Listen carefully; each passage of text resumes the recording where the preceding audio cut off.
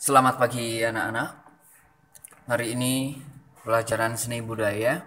Sebelum kita memulai pelajaran seni budaya, marilah terlebih dahulu kita berdoa menurut agama dan kepercayaan masing-masing. Berdoa mulai.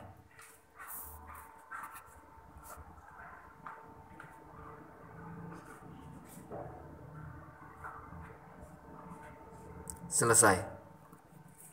Baik.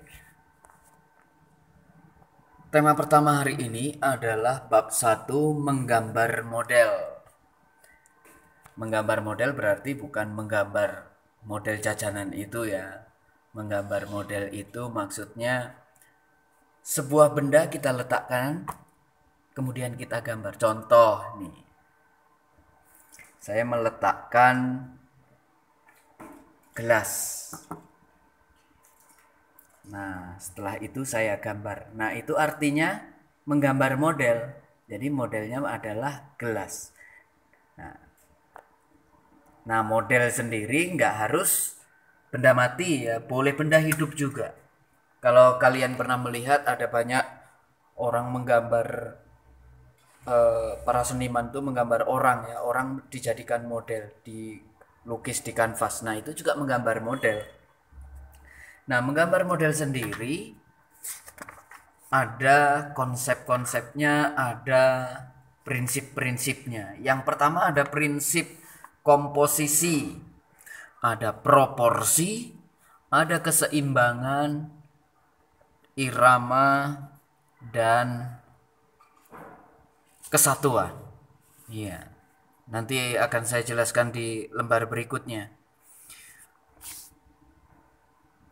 Baik, yang pertama prinsip menggambar model yaitu komposisi.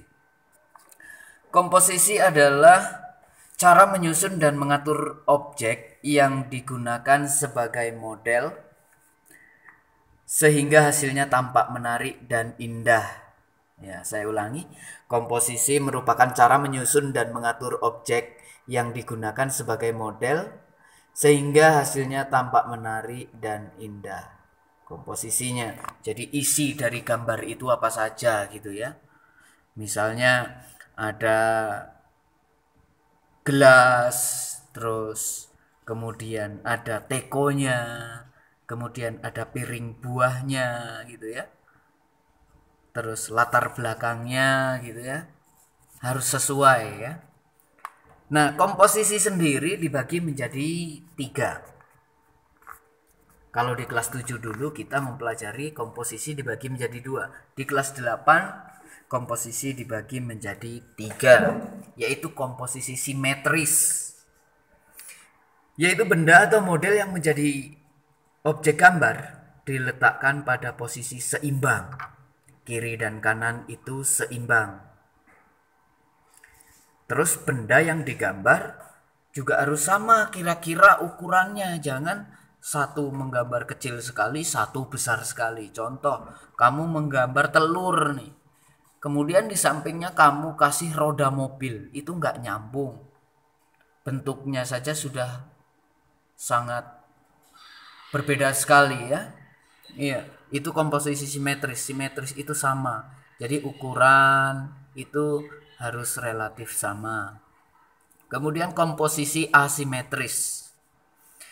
Benda diletakkan dalam posisi tidak sama baik dalam posisi maupun ukurannya. Nah, di sini ukurannya boleh berbeda. Contoh tadi gelas sama tekonya itu kan ukurannya sudah berbeda ya.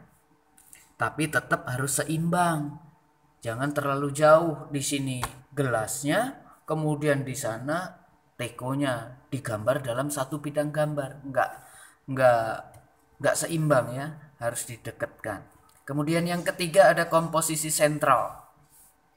Komposisi sentral yaitu pusat perhatian benda atau objek model gambar terletak di tengah-tengah bidang gambar. Nanti kalian buka buku ya. Buka bukunya kalau sudah dibagi di bab 1 itu ada contoh-contohnya ya. Kemudian kalau tadi komposisi prinsip yang pertama, yang kedua adalah proporsi. Proporsi adalah perbandingan ideal dan harmonis antara bagian-bagian benda yang menjadi objek model gambar yang diamati. Jadi proporsi itu adalah perbandingan yang harmonis. Contoh tadi seperti yang awal tadi, gelas sama tekonya. Tekonya jangan terlalu besar sekali sementara gelasnya kecil sekali. Jangan, harus seimbang ya.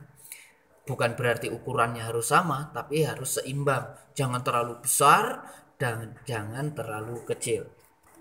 Kemudian ada keseimbangan. Adalah keselarasan antara bidang gambar, kemudian objek gambar, dan gambar yang dihasilkan. Jadi harus seimbang antara bidang gambarnya yaitu kertasnya, kemudian objeknya, dan gambar yang dihasilkan. Ya, bidangnya kertas gambar, terus objeknya kamu gambar di bidang gambar itu, di kertas gambar itu, yang harus seimbang. Jangan melebihi kertas gambar ya. Gambarnya besar, kertas gambarnya besar, tapi gambarnya kecil sekali. Kalau bisa seimbang antara bidang gambar dan objek yang digambar. Ya. Kemudian kesatuan atau irama tadi. Kesatuan atau irama adalah keserasian dalam pengaturan objek gambar. Jadi meletakkan gambar di yang sebagai model itu harus seimbang, harus satu, harus serasi. Contoh ya, ada jeruk, ada apel, itu kan ukurannya kira-kira agak sama. Jadi kalian susun terus kalian gambar ya. Itu contohnya. Akan lebih jelasnya nanti ketika kamu membuka buku, silahkan dibaca-baca, diamati, dan kemudian dipraktekkan. Nah, itu. Kemudian selanjutnya adalah alat dan bahan menggambar model.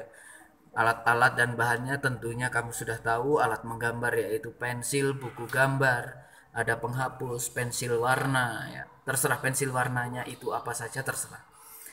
Nah, itu yang digunakan alat-alatnya. Baik, itu untuk bab 1. Jika ada pertanyaan nanti boleh kamu tanyakan, ditulis di kolom komentar, nanti saya jawab di kolom komentar itu juga. Nah, setelah kamu baca di bab 1, kamu praktekkan di buku tulis atau di buku gambar.